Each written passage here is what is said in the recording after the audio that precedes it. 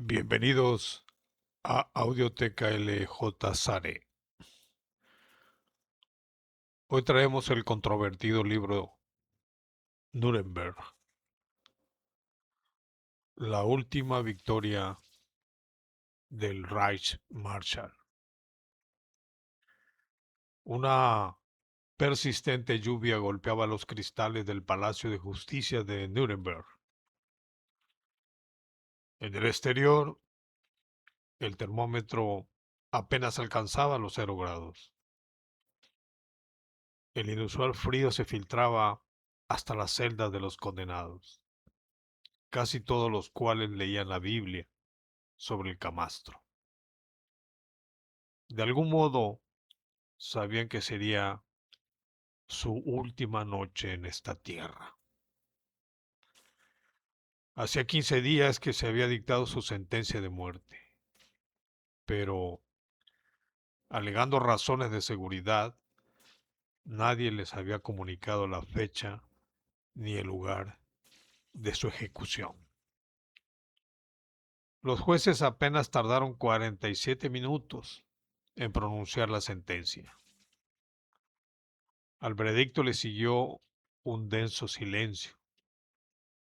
Luego desalojaron la sala, los bajaron en un ascensor hacia las celdas y eso fue todo. Los jueces y los fiscales llevaban allí un año y tenían prisa por abandonar aquella ciudad destruida casi en su totalidad. También esa noche del martes 15 de octubre, las luces se apagaron a la hora de costumbre. Ninguno de los condenados dormía. Completamente despiertos, permanecían hieráticos bajo la mirada atenta del guardia de turno, relevado cada 2 horas. Desde el pasillo un reflector iluminaba la celda, enfocando la parte superior del prisionero, una verdadera tortura. La norma decía que los reclusos debían tumbarse del lado derecho para mostrar su rostro, de frente, siempre con las manos por fuera de la manta.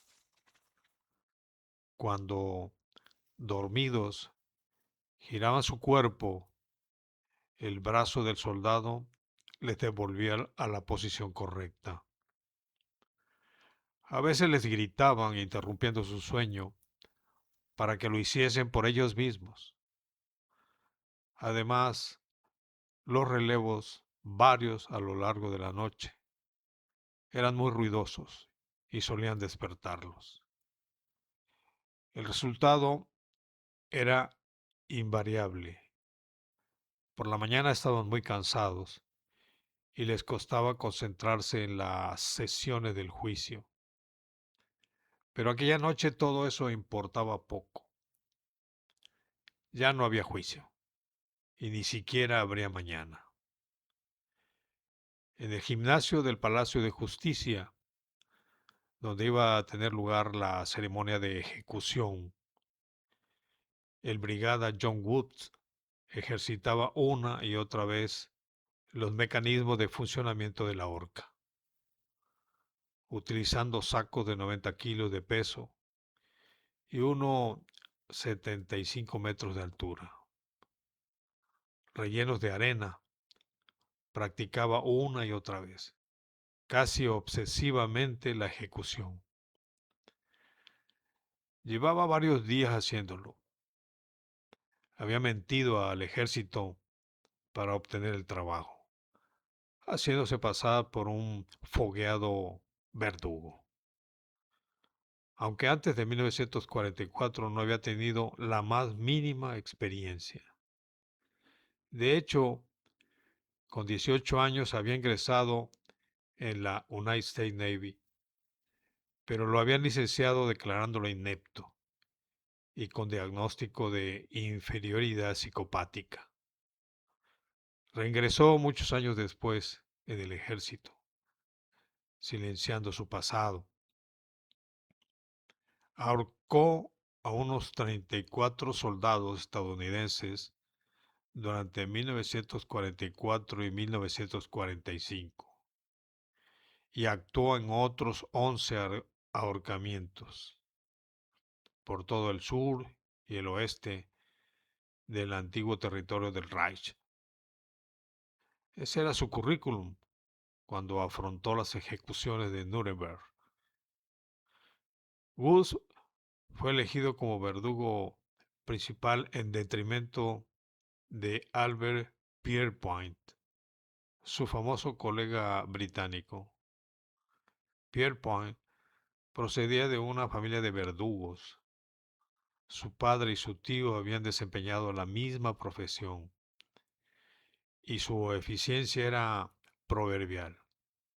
Sin embargo, sin siquiera haber comprobado la veracidad de su hoja de servicios, el coronel Burton C. Andrews, encargado de la prisión de Nuremberg, prefirió a Woods. El verdugo tenía sus propias preocupaciones.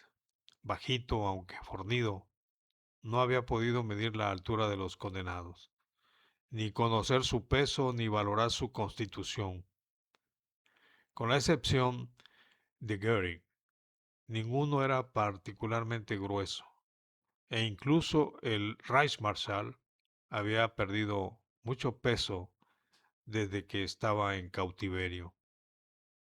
Así que se había tenido que conformar con las fotografías que le habían entregado y una fugaz visita a la sala del tribunal.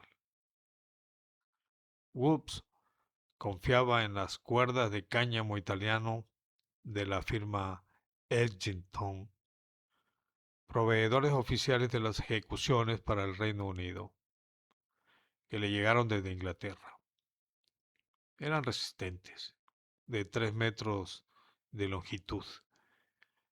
La piel de becerro de la que estaban recubiertas favorecía el deslizamiento del nudo.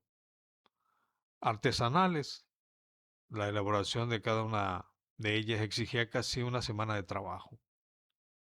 Esto, al menos, le tranquilizaba. Cada noche era devuelto a su cuartel del aeródromo de Fort, en donde se alojaba en medio de discretas pero efectivas medidas de seguridad. El oficial al mando de la unidad desconocía cuál era la importancia del sujeto, aunque comprobaba cómo era trasladado de un modo impropio de su graduación de suboficial. Se cree que en 2 ocasiones estuvieron a punto de matarle. Una por envenenamiento tras unas ejecuciones en Dachau y otra mediante un tiroteo en París. En ambos casos se supuso que habían sido miembros de el Werwolf, el movimiento de resistencia nazi contra la ocupación de Alemania. Woods estaba nervioso. Casi maniáticamente ajustaba una y otra vez las 3 horcas pintadas de un lúgubre negro. De hecho, los aliados habían discutido hasta casi un mes antes acerca del mejor modo de ejecutar las sentencias. Dudaban entre la horca y la guillotina. Y en principio daban por sentado que todos los acusados serían condenados a muerte.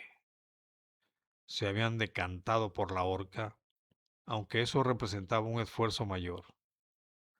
Había que levantar un andamiaje más complicado y los reos estarían advertidos por los ruidos. Los sonidos metálicos de los clavos, las sierras y los martillos llegaban desde el patio hasta las celdas de los condenados.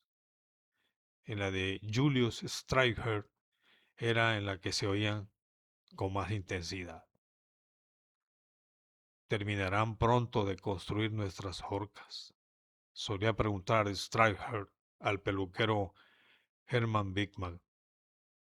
Escuche, subiré valiente a los peldaños. Ya tengo pensado cuáles serán mis últimas palabras. A todos vosotros os colgarán los bolcheviques. ¡Ay, Hitler! Julius Streicher, el líder nazi, editor del diario antisemita Der Stürmer, el atacante, da un discurso acusando a los judíos de tratar de controlar el mundo y de vivir de la explotación de los no judíos. Según Streicher, la única respuesta para Alemania es resolver el problema judío. Se les reprocha a los alemanes por haber creado el antisemitismo, la lucha contra los judíos, y se los acusan de ser un pueblo bárbaro. Quien que dice esto no dice la verdad. Hace miles de años atrás, gente no judía era forzada a defenderse de los intrusos judíos. Si esta lucha no ha terminado todavía, la culpa es de los judíos, que viven de la explotación de los no judíos y dejan que se diga que han sido exigidos para ser amos del mundo, que han sido un pueblo elegido.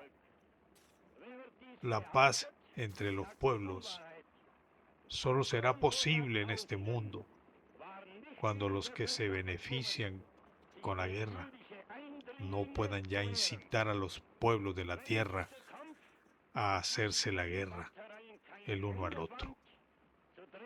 Cuando bendito es el que sabe que sin solución para el problema judío no hay solución para el problema de la humanidad. ¡Ay, Hitler!